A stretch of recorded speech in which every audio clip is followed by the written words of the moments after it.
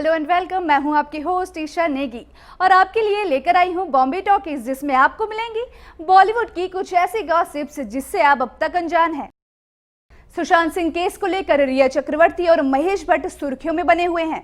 CBI का दायरा कब महेश भट्ट तक पहुंच जाए ये कुछ कह नहीं सकते, लेकिन यहाँ ये सवाल खड़ा होता है कि सुशांत सिंह के केस को लेकर महेश भट्ट इतनी बदनामी क्यों सह रहे हैं। तो चलिए आज के इस सेगमेंट में हम आपको बताएंगे महेश भट्ट की कुछ ऐसी कंट्रोवर्सीज जो उनका पीछा नहीं छोड़ती। इस वक्त महेश भट्ट का नाम रिया चक्रवर्ती के साथ खूब सुर्खियों में है।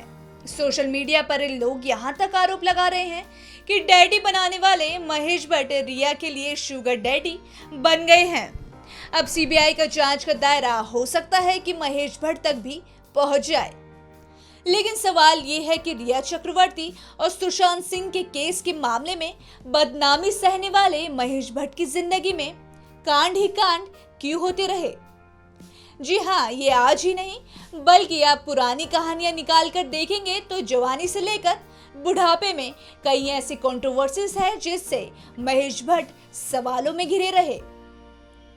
हो सकता है कि लोग इन कांड को भूल चुके हों, लेकिन हम आपको बताते हैं कि महेश भट्ट के कौन से वो कांड हैं जो महेश भट्ट का पीछा नहीं छोड़ते। Number 1, Mumbai terrorist attack.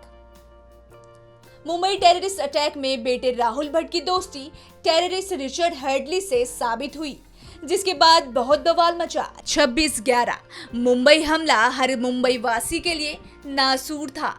कहा जाता है कि राहुल भट्ट और उनके दोस्त डेविड हेडली से मुलाकात जिम में हुई थी, जहां उन दोनों के बीच काफी अच्छी दोस्ती भी हो गई थी।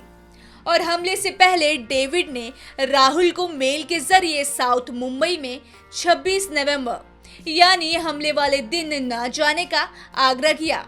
हालांकि राहुल को ये बात पता नहीं थी कि उनका दोस्त हेडली एक आतंकवादी है, लेकिन इस कांड की वजह से महेश भट्ट का नाम भी बेहद बदनाम हुआ।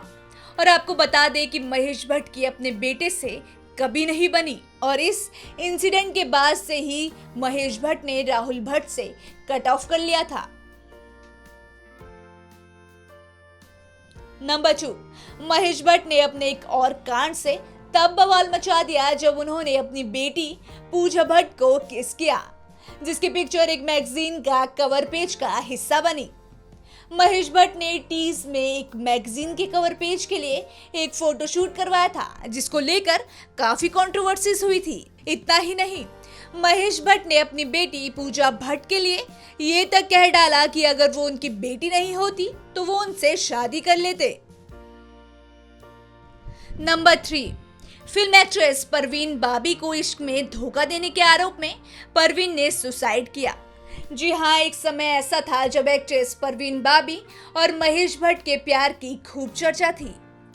परवीन उस समय अपने करियर के चरम पर थी जब महेश भट्ट से उन्हें प्यार हो गया। इससे पहले उनका अफेयर एक्टर कबीर बेदी के साथ था। हालांकि कबीर से ब्रेकअप के बाद उन्होंने महेश भट्ट का हाथ थाम लिया था, लेकिन महेश पहले से ही शादीशुदा थे।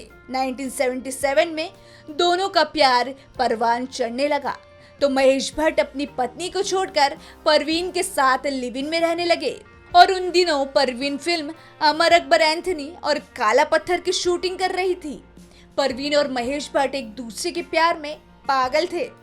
कहा जाता है कि फिर परवीन बाबी की बीमारी की वजह से महेश भट्ट उनसे अलग हो गए और अपनी वाइफ के पास लौट आए। कहते हैं कि परवीन बाबी महेश भट्ट से प्यार करती थी और ये सदमा वो बर्दाश्त नहीं कर पाई और वो डिप्रेशन में चली गई। और कुछ दिन बाद पता चला कि परवीन बाबी की लाश उनके फ्लैट से 3 दिन के बाद निकाली गई। लेकिन कहा जाता है कि परवीन बाबी ने महेश भट्ट की वजह से अपनी जान ली थी, यानी कि उन्होंने सुसाइड किया था। नंबर 4, महेश भट्ट अपनी बेटी आलिया भट्ट को लेकर नेपोटिज्म के जरिए आगे बढ़ाने का आरोप लगता रहा और सुशांत के डेथ के बाद से ही महेश भट्ट लगातार निशाने पर है और उनके साथ उनकी बेटी आलिया भी। तभी तो महेश भट्ट की डायरेक्शन में बनी फिल्म सड़क 2 को बॉयकॉट करने की मांग कर डाली फैंस ने। खैर, इन वजह से महेश भट्ट का नाम हमेशा से बदनाम हुआ है और अब देखते हैं कि सुशांत सिंह को लेकर महेश भट्ट के बारे में और कोई खुलासा होता है या नहीं।